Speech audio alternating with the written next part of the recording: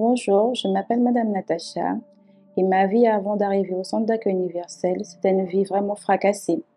Je vivais de souffrance en souffrance. Je passais par des moments difficiles de ma vie sentimentale et j'avais pas de solution.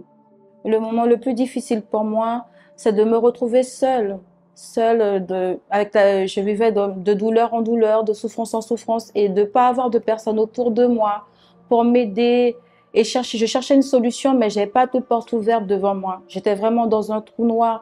Je pleurais tous les jours, voilà, ne sachant pas quoi faire. Et pourtant, je savais que il fallait que je me rapproche de Dieu, mais je savais pas comment aller vers Dieu.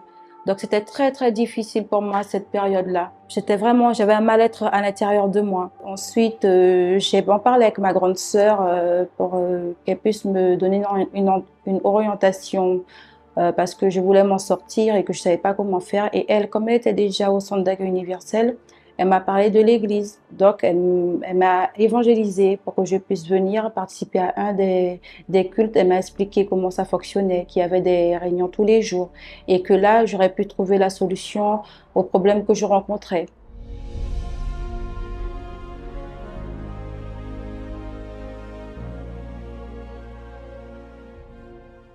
Donc, j'ai commencé à faire les chaînes de prière. J'ai commencé à m'apprendre comment agir la foi par rapport aux propos. Donc, je grandissais dans la foi à travers mes propos. Donc, chaque réunion, pour moi, c'était comme je vivais en fait la réunion. Je me nourrissais des réunions pour approfondir ma foi, avoir une communion avec Dieu.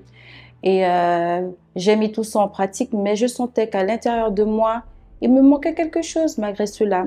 Donc il fallait que je passe par la repentance parce que j'ai commencé à faire des choses qu'il fallait pas. Et il fallait que j'abandonne des choses aussi qui déplaisaient à Dieu. Donc j'ai commencé à prioriser ma vie spirituelle. J'ai commencé à mettre Dieu en première position. Donc j'ai dû me repentir de tout ce que j'avais fait de mal, avec le cœur ouvert et avec sincérité devant Dieu. Je me suis livrée à lui. Donc j'ai commencé par prendre mon baptême d'eau. Après la repentance, j'ai pris mon baptême d'eau. Et ensuite, j'ai senti qu'il y avait ce vide en moi. Parce que même malgré que j'étais à l'église, je faisais mes propos de prière, mais il me manquait le plus important que j'avais pas, le Saint-Esprit. Donc là, j'ai commencé à chercher, à vouloir, à être assoiffée du Saint-Esprit.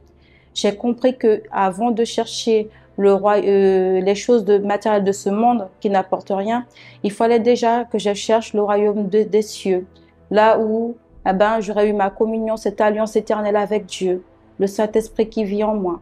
De ce moment où je cherchais fortement le Saint-Esprit, est arrivée la campagne d'Israël. Donc j'ai vu ça comme une opportunité pour ma vie. Donc je me suis dit que je vais me donner à fond parce que vraiment je voulais recevoir le Saint-Esprit. Et le sacrifice que je devais faire, il y avait une personne de mes êtres chers qui dépendait de moi. Il y avait deux choix qui se présentaient à moi, soit l'autel, soit faire plaisir à cette personne. Donc, j'ai priorisé mon Dieu.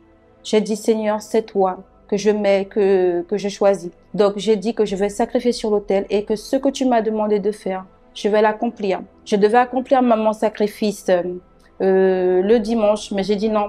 J'ai dû l'accomplir au plus vite parce que je voulais faire qui plaisait à Dieu. Je savais que si je tardais, le choix aurait été encore plus difficile. Donc j'ai dit non Seigneur, je monte sur ton autel et je vais sacrifier. Et c'est comme ça que je suis montée sur l'autel et que j'ai sacrifié. Et quand je suis descendue de l'autel, Dieu m'a honorée. J'ai senti une joie, une paix véritable. C'était pas de l'émotion ni un sentiment. C'était une véritable joie qui s'émanait de moi, que même moi, je n'ai ni mots ni explication.